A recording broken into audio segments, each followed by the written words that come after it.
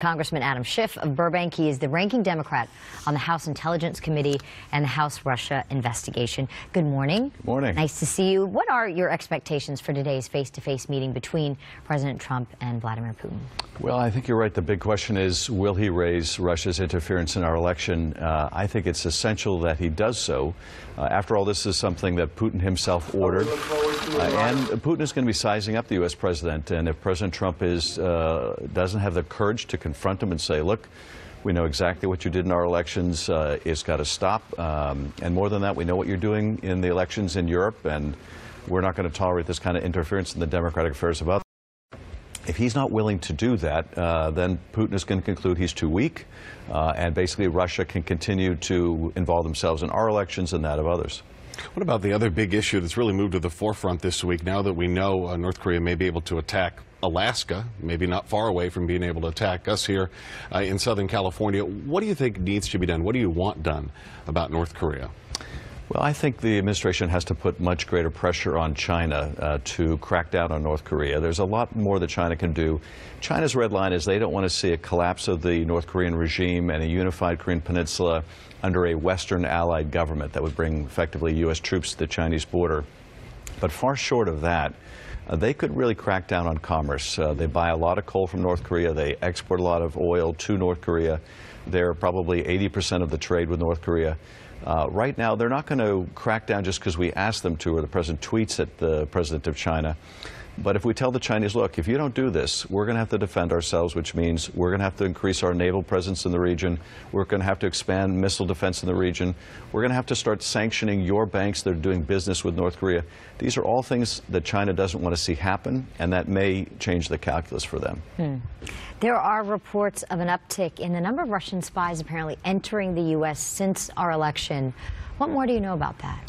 Well, you know, there's a lot I can't say about what we know, but I think we certainly have to expect that as our relationship with Russia has become more adversarial, they're going to prioritize their intelligence gathering in the United States. Now, President Obama kicked a lot of the Russian spies out of the country as one of the sanctions for their hacking of our election.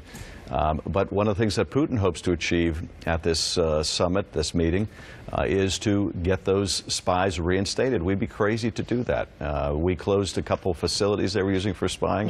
They want to see those facilities open up again. We, though, are also having to increase our focus on Russia, given their new belligerence and hostility to us.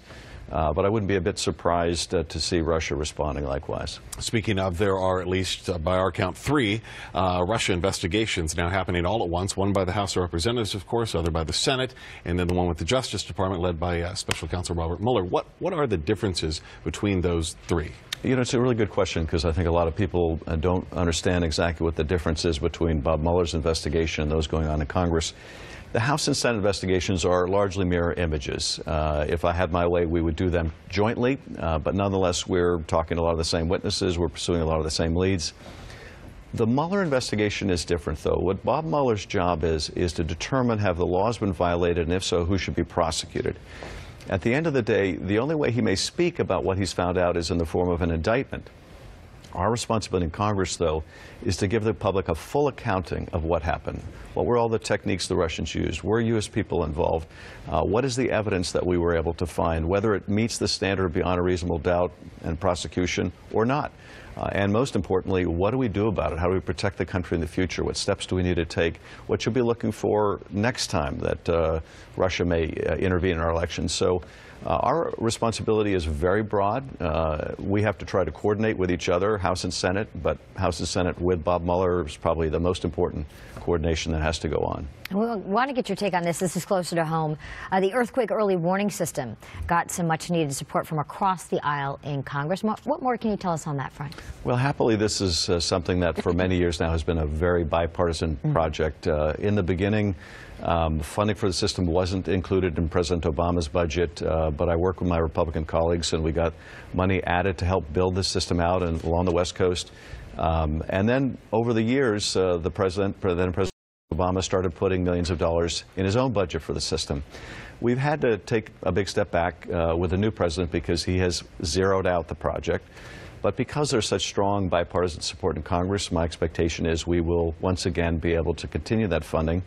We're, well along the way to building this out now. It would be very foolish to essentially walk away from that investment, particularly when it can save a lot of lives and billions in property damage, because it will give people, potentially up to a minute of notice that get to a safe place, stop the train, stop the surgery, because there's a big earthquake coming. Yeah, it certainly means a lot to people here in California. Thank you so much for being here, Congressman Thank you. Adam Schiff.